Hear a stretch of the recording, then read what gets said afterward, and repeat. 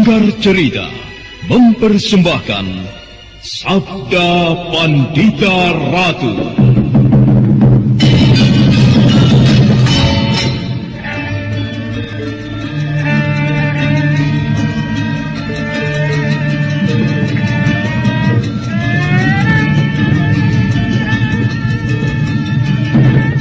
Sabda Pandita Ratu, sebuah kisah penuh dilema, tragedi cinta anak manusia, perebutan tahta, mabuk harta dan duniawi, serta silaunya kehormatan, di mana keangkara murkaan merajalela karena dendam yang membara. Kisah ini berlatar belakang berdirinya Singasari. Ken Arok, dialah pemuda yang merekuk pahit getirnya kehidupan. Namun sebenarnya, dialah yang harus melaksanakan sabda-sabdanya. Perjalanan sengsaranya adalah awal untuk meraih keberhasilan, untuk menuju kejayaannya di saat Singasari berdiri. Sabda Pandita Ratu, naskah ditulis oleh Ondra Swasti Langit, diolah oleh Agus Nur Ismail, didukung oleh artis-artis terkemuka, Ferry Fadli, Eli Ermawati, M. Abud, Ivona Rose, dan lain-lain. Teknik dan montase, Ibing Arifin, dengan sutradara Dian Pertiwi. Sabda Pandita Ratu kali ini mengetengahkan episode ke-7 dengan judul Bintang Malapetaka.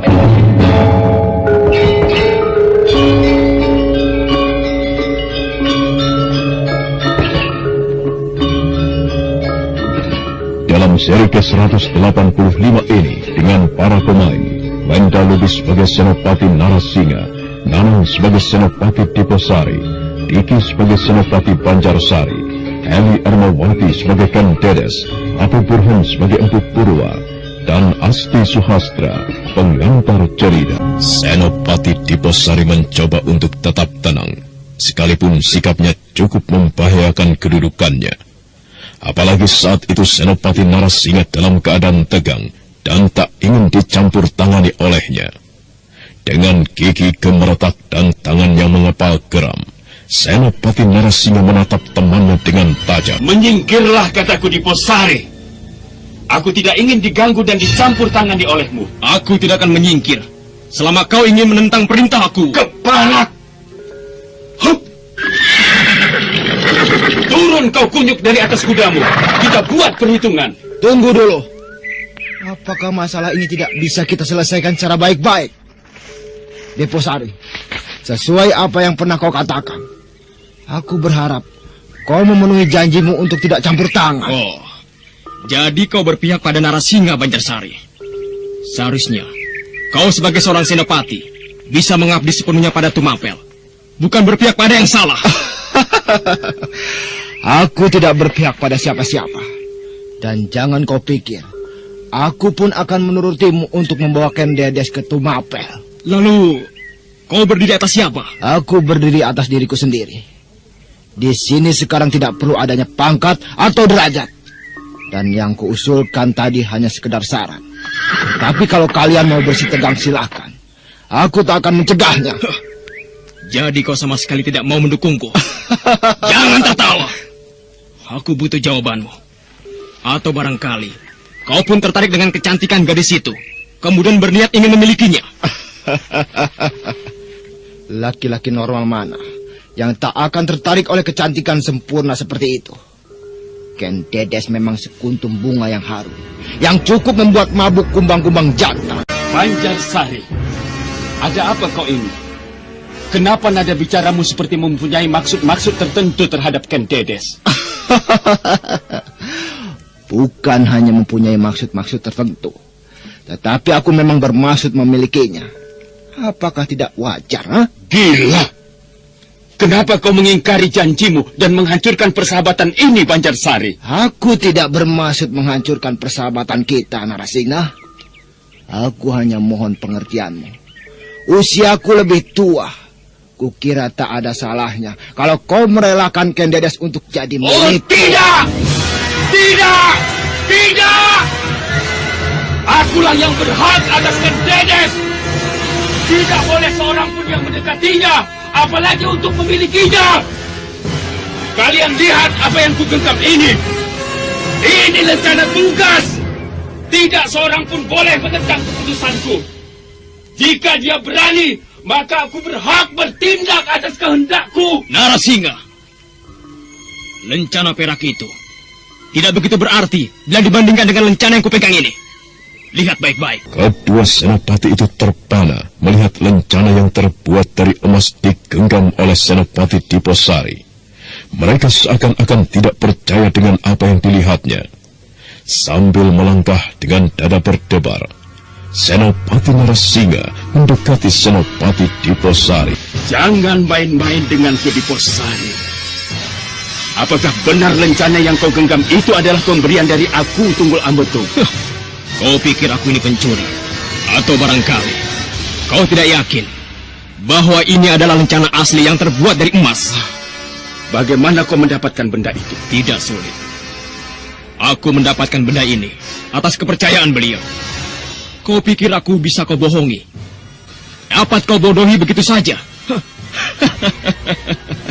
Tidak. Justru beliau adalah seorang laki-laki yang jeli. Sepeninggalan kau, Narasingha, aku dipanggil menghadap, kemudian diperintahkan untuk menyelidikimu. Perintah yang kuemban diperkuat dengan lencana ini. Nah, bagaimana menurutmu sekarang? Kurang ajar. Sudah kuduga sejak semula bahwa kau membawa kesialan bagiku. Kalau saja saat itu aku yakin benar, mungkin sudah kutendang habis-habisan kau. Itulah akibatnya kalau kurang percaya diri. Narasingha, dan kau Banjarsari. Secara pribadi aku memang kawanmu. Tetapi kalau kita lihat dari sisi pekerjaan, aku tidak mengenal sahabat ataupun teman. Jadi, jika kalian berani menentangku, maka dengan terpaksa aku harus berbuat kasar. Nah, bagaimana sekarang menurut pendapat kalian? Apakah ingin dilanjutkan perjalanan ini? Atau ingin tetap bersih tegang sampai darah tumpah? Bagaimana, Narasingha? Aku sudah terlanjur basah. Jadi tidak ada gunanya mundur. Apapun akan kuhadapi. Jadi kau tetap pada pendirianmu? Tidak ada yang bisa kuperbuat selain hanya meyakini niatku. Narasingha, sebaiknya kita urungkan saja niat kotor kita. Kita serahkan saja Ken Dedes pada aku. Jangan mencoba-coba mempengaruhiku. Bukankah tadi kau katakan kita mempunyai jalan sendiri-sendiri? Jadi sebaiknya urus saja dirimu. Jangan mengurusi orang lain. Apapun yang kuperbuat sudah menjadi tanggung jawabku. Baik, kalau memang itu maumu. Aku sebenarnya hanya ingin menasihatimu. Mungkin semua ini belum terlambat. Terlambat atau tidak itu urusanku. Sebaiknya kau diam saja, manusia penalu. Menyingkirlah. Aku tidak ingin berurusan denganmu. Banjarsari, menepilah. Aku mau tahu apa sebenarnya yang diinginkannya. Narasingha, jadi kau benar-benar tidak ingin kembali ke Tumapel? Sekali kukatakan tidak, maka selamanya tidak. Ken Dedes harus menjadi milikku. Dia harus mengarungi bahtera kehidupan bersamaku. Benar-benar keras kepala. Tetapi jangan merasa senang dulu, Narasingha. Karena kebahagiaanmu adalah awal dari bencana yang kau buat sendiri. Benar. Dan kukira tak ada salahnya jika kalian berdua kembali ke Tumapel. Masalah ini bisa berbuntut panjang. Dan dirimu akan semakin terjepit dalam jurang yang merugikan, sobat. Lalu dirimu sendiri bagaimana? Apakah setelah aku ke Tumapel, kemudian kalian akan bersenang-senang? Apalagi sekarang sudah ku ketahui bahwa kau pun menyenangi Ken Dedes, Banjarsari. Apakah aku dilarang mencintai dan memiliki Ken Dedes? Jahanam! Kau kembali membakar-bakar hatiku, Banjarsari. Pikirkan baik-baik kata-katamu itu. Jangan menyesal jika aku murka. Seperti kau juga. Aku sudah memikirkan kata-kataku cukup matang. Kalau kau ingin murka, murkalah, sobat. Tumpahkan seluruh lahar panas yang ada di jantungmu. Aku sekarang benar-benar kehabisan kata-kata untuk mengumbar amarahku. Sekarang saatnya aku menggunakan kekerasan. Dan jika itu sudah kulakukan, artinya persahabatan kita ibarat arang yang sudah patah. Maksudmu kita tidak bisa bersatu lagi dan mengakhiri persahabatan ini dengan tetesan darah? Lebih dari sekedar tetesan darah, tetapi nyawa pun sebagai taruhannya. Lihat ini. Benda tajam inilah yang akan mengakhiri segala-galanya. Rasanya terlalu dini untuk bertindak demikian, sobat. Apakah kau tidak menyesal akibatnya? Selama Narasingha melakukan tindakan, maka tidak ada lagi kata menyesal. Kata tidak dapat ditarik, ludah tidak mungkin dijilat lagi. Ayo pedang kalian. Deposari tak perlu turut campur. Persoalan ini sekarang adalah urusan kita berdua. Kau menyenangi Kendedes, demikian juga aku. Sementara Deposari hanya ingin menjalankan tugas sebagai prajurit. Apakah pedangmu setajam pedangku, Narasingha? Hah? Kita sekarang masing-masing sudah memegang pedang. Apalagi yang kau inginkan, Narasingha? Kematianmu. Silahkan kalau kau memang mampu mencabut nyawaku. Tapi harus ingat, berhati-hatilah karena yang kau hadapi ini adalah senopati terlama di Tumapel. Dan sudah banyak pengalaman yang kugali dari berbagai peristiwa. Kau masih bau kencur untuk melawanku, sobat? Peduli setan dengan ocehanmu.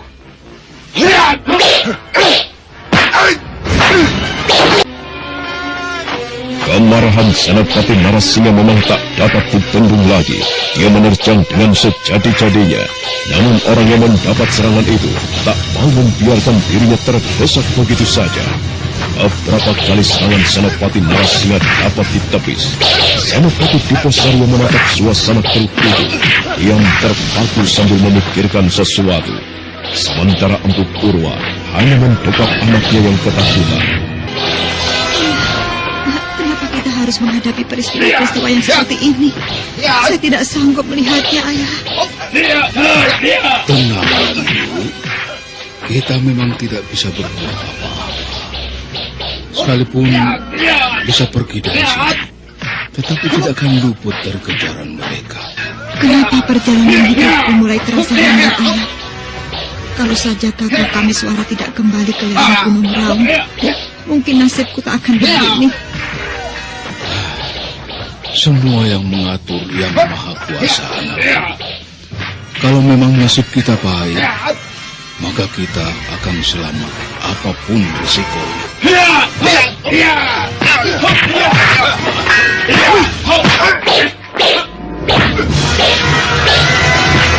Kenapa dari tadi kau belum bisa memberikan serangan balasan, sobat?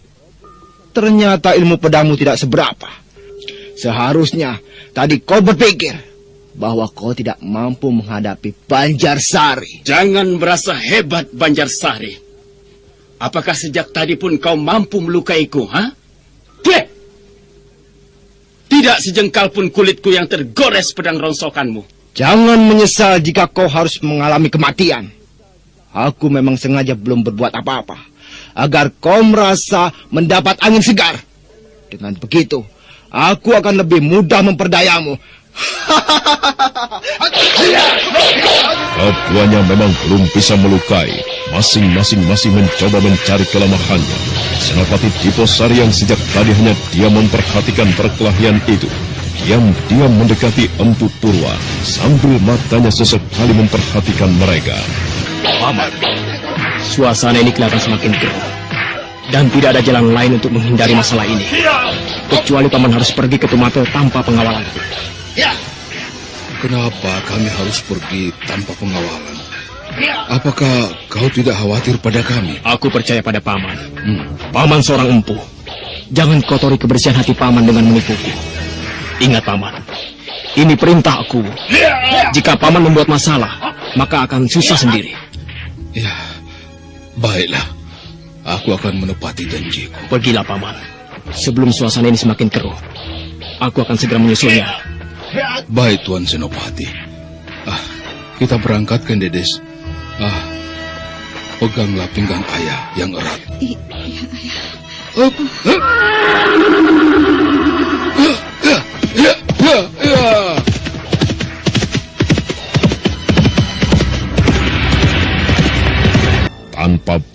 berbicara lagi, Empu Purwa pun segera melarikan kudanya. Diposari nampak sedikit tenang. Namun di saat dia tengah memperhatikan kuda laki-laki tua dari Panawijan yang berlari kencang itu, dia tersentak kaget. Sebuah hunusan pedang hampir saja merobek lehernya. Kurang ajar. Kau berani melepaskan mereka begitu saja? Apakah Kang Dedes sengaja kau lepaskan? Ya, mereka memang sengaja kulepaskan. Aku tidak akan membiarkan Kang Dedes jatuh di tangan seorang prajurit yang tidak mau bertanggung jawab. Jahanam! Kulumatkan tubuhmu.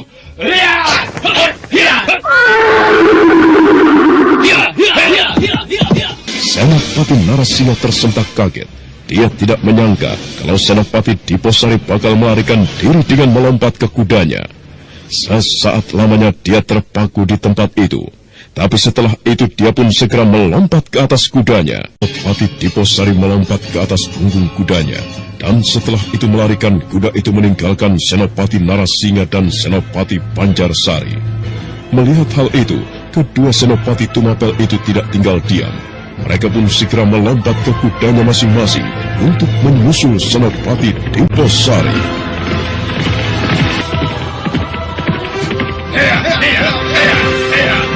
Diposari, jangan lari kau bangsat. Turun dari kudamu kalau kau benar-benar seorang senopati berani. Aku tidak akan membiarkanmu selamat begitu saja. Apalagi berhasil membawa Kang Dedes ke hadapan aku.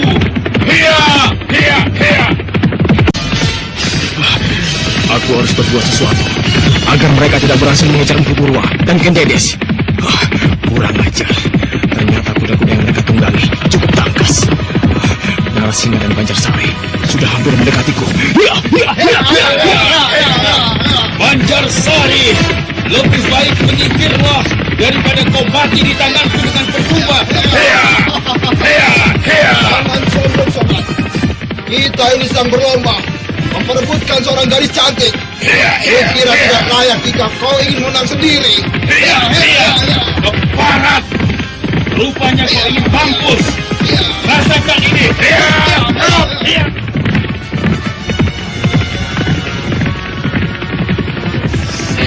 Awas, dia mempunyai kuda yang cukup tangguh. Banjarsari tidak boleh didiamkan.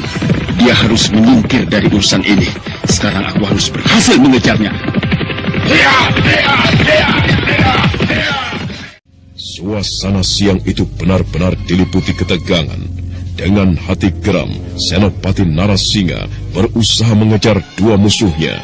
Sementara Senopati Diposari sendiri sudah mulai gelisah setelah dia menengok ke belakang. Oh, mereka sudah semakin dekat saja. Tidak ada cara lain yang dapat kulakukan selain mencabut ke sini. Akan kubunuh satu persatu dengan penuh kudaku. Iya, sebaiknya aku perlambat langkah kudaku agar dapat menyerangkan keris ini ke tubuh mereka. Iya. Mau kemana kau, Diposari? Kau tidak akan kubiarkan luput dari tanganku. Rupanya kau masih penasaran ingin berhadapan denganku. Pikirkanlah baik-baik sebelum menyesal. Sobat, kau sebagai seorang senopati kepercayaan seharusnya dapat berpikir dengan mapan. Janganlah masalah wanita akhirnya akan merugikan dirimu sendiri. Jangan banyak mulut. Sekarang aku tidak membutuhkan lagi jabatan. Apalagi hanya sekedar jabatan seorang senopati. Aku tidak membutuhkannya, Diposari. Kesenangan yang kumiliki sudah cukup. Sekarang tinggal menikmati indahnya kecantikan dan menikmati tubuh molek yang dimiliki oleh Kang Dedes. Iya. Jadi kau benar-benar tidak menyesal dengan semua ini. Tak ada yang perlu kusesalkan. Kalau akhirnya dapat menikmati kebahagiaan bersama Kang Dedes. Kau tidak akan pernah mendapatkan kebahagiaan dari seorang wanita yang tidak mencintaimu. Kau harus sadar itu, Banjarsari. Apa pedulimu dengan semua ini? Minggir. Iya. Gila, benar-benar kuda yang tangkas. Ia berhasil mendahuluiku. Tapi inilah kesempatan yang baik untuk menikam tubuhnya. Senopati Banjarsari terus memacu kudanya tanpa peduli bahaya yang mengancam. Sementara Diposari yang sudah siap dengan kerisnya berusaha untuk menyusul. Kejar-kejaran pun terjadi. Dan pada saat selanjutnya, senopati kepercayaan Aku Tunggul Amatung itu dapat mendesak Pancarsari. Sekarang keduanya berdampingan. Terimalah akibat dari kebodohanmu itu. Iya. Malang bagi Senopati Pancarsari, dia tak dapat menghindari tikaman keris Senopati Diposari. Tubuhnya terhuyung-huyung dengan darah segar yang muncrat, sementara kudanya masih terus berlari. Jahanam! Kau telah berbuat curang, Diposari. Bukankah tadi aku sudah menawarkan nasib baik padamu? Tetapi apa sambutanmu? Kau lebih memilih celaka daripada hidup dengan tenang. Aku tidak terima dengan caramu ini. Berhentilah. Kita bertarung secara jantan. Tak ada gunanya bertarung dalam keadaan seperti ini. Pancarsari, Lebih baik kau sajalah yang berhenti sendiri. selamat tinggal sobat. Semoga kau puas dengan hawa nafsumu yang tidak tercapai.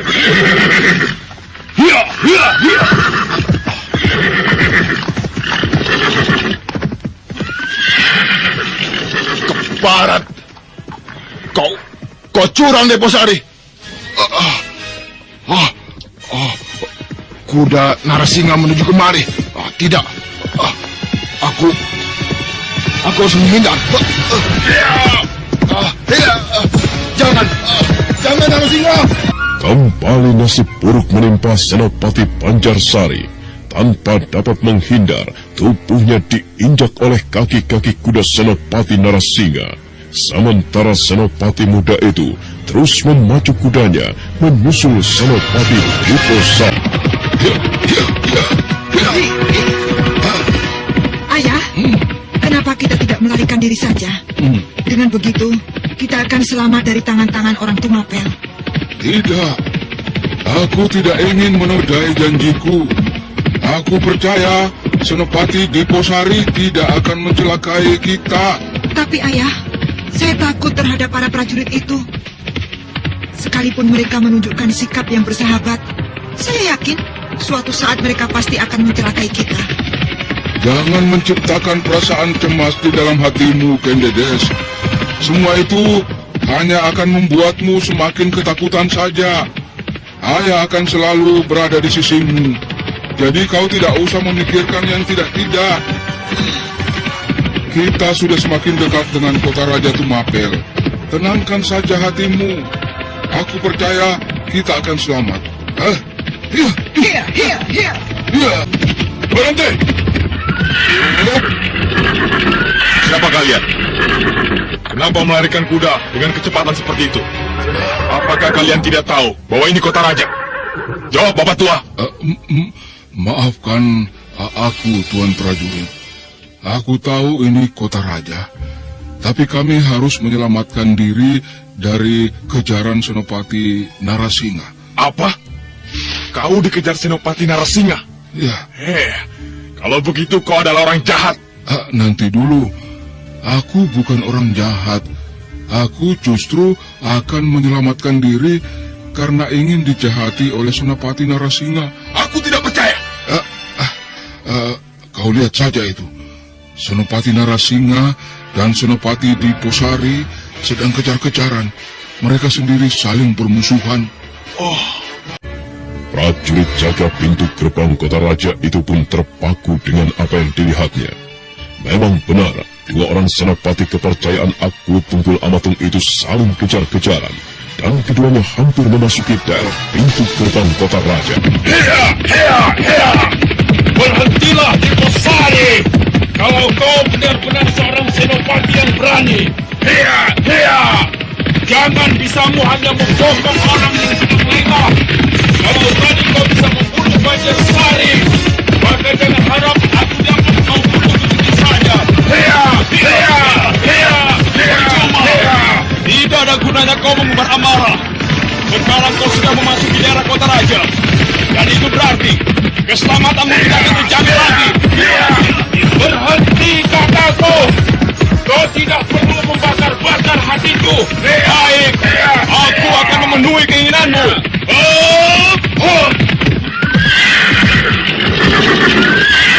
Narasingha, sekarang kita berada di depan pintu gerbang. Nah, pertimbangkanlah sikapmu sebelum kau mengambil keputusan. Menurutku, lebih baik menyerah saja.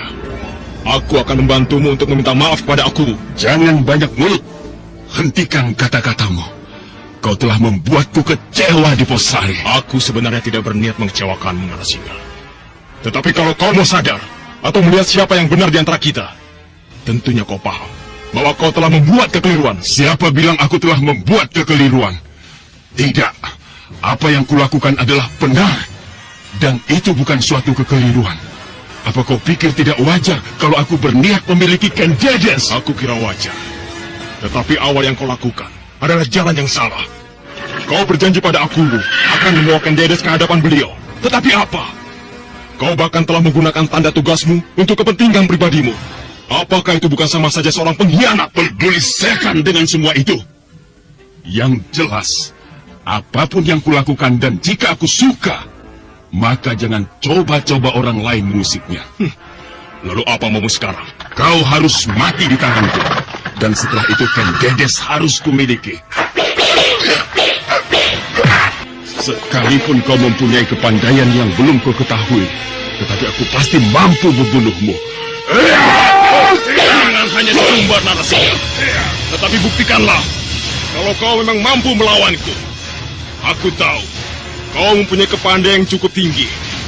Namun semua itu tidak ada gunanya jika kau pergunakan untuk berbuat jahat. Hiat! Hiat!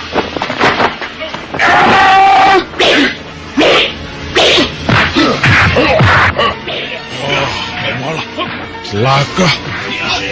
Kenapa mereka jadi berkelahi? Wah, bukankah keduanya sama-sama teman? Sekarang mereka tidak berteman lagi.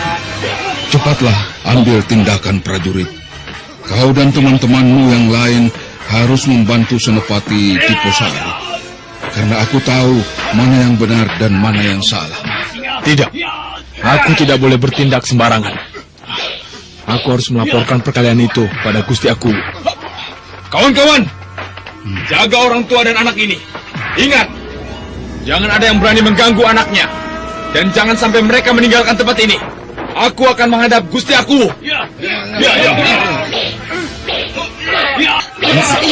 Saya takut, Ayah. Prajurit-prajurit itu banyak yang mendekatku. Mereka sepertinya membenciku. Tenang, jangan terlalu cemas. Ayah kira keadaannya akan lebih baik jika aku segera hadir di sini. Apakah kita tidak akan apa-apa, Ayah? Serahkan saja semuanya pada Yang Maha Agung. Jika kita masih diberikan nasib baik, tentunya keselamatan akan bersama kita. Lihat itu. Sepertinya Senopati di Posari mulai terdesak. Aku tidak akan membiarkanmu dapat membalas seranganku di Posari. Nyawamu sekarang sudah di ujung tanduk, dan itu berarti sebentar lagi kau akan mampus. Narasinga, jangan mengumbar kesombongan. Aku belum kalah, sekalipun menurutmu aku mulai terdesak. Tapi sampai sekarang, tidak sedikit pun kulitku yang terluka oleh seranganmu. Baik, aku akan membuktikan bahwa aku mampu melukai tubuhmu.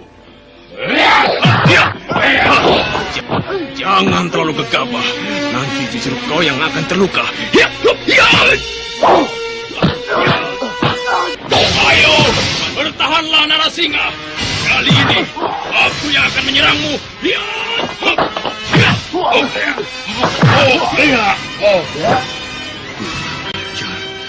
Bagaimana mungkin dia mampu membalas seranganku? Sekarang giliran aku yang terdesak. Celaka kalau aku tidak bisa membalasnya atau melukai tubuhnya.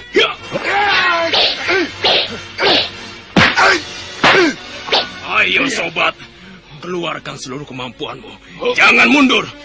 Bukankah tadi kau berhasil mendesakku? Ayo! Barat kau di Posari, kau berhasil melukaiku. Itulah hadiah bagi orang sombong dan keras kepala sepertimu. Ayo, bersiap-siaplah lagi. Sekarang giliran nyawamu yang akan berada di ujung tanduk. Ayo Narasinga. Sambil menatap tajam penuh dendam, Senopati Narasinga membalut luka di pinggangnya dengan kainnya. Sementara itu, seorang prajurit Tumapel yang menghadap Aku Tunggul Amatung sekarang sudah berada di hadapan penguasa Tumapel itu. Ada apa kau tergesa-gesa menghadapku, prajurit? Ampun tuanku, di depan pintu gerbang kota raja ada perkelahian. Perkelahian? Kenapa masalah seperti itu kau laporkan padaku? Bukankah tugasmu menjaga keamanan di sana? Selesaikan saja kalau kau memang bisa menyelesaikannya. Tidak perlu lapor padaku. Ampunkan hamba tuanku. Yang berkelahi itu Senopati Narasinga dengan Senopati Diposari. Jadi, bagaimana mungkin hamba bisa melerai mereka? Senopati Narasinga berkelahi dengan Senopati Diposari? Kalau begitu pasti ada yang tidak beres. Ya, sudah. Sekarang siapkan kuda untukku. Kita ke sana sekarang juga. Daulat tuanku. Dengan menunggang kuda dan diiringi beberapa prajurit pengawal, Aku Tunggul Amatung melarikan kudanya menuju pintu gerbang kota raja. Dan sebentar kemudian, penguasa Tumapel itu sudah berada di sana. Semua para prajurit yang hadir di tempat itu, tak ada yang berani bicara. Mereka semua diam sambil menunggu perintah. Hentikan!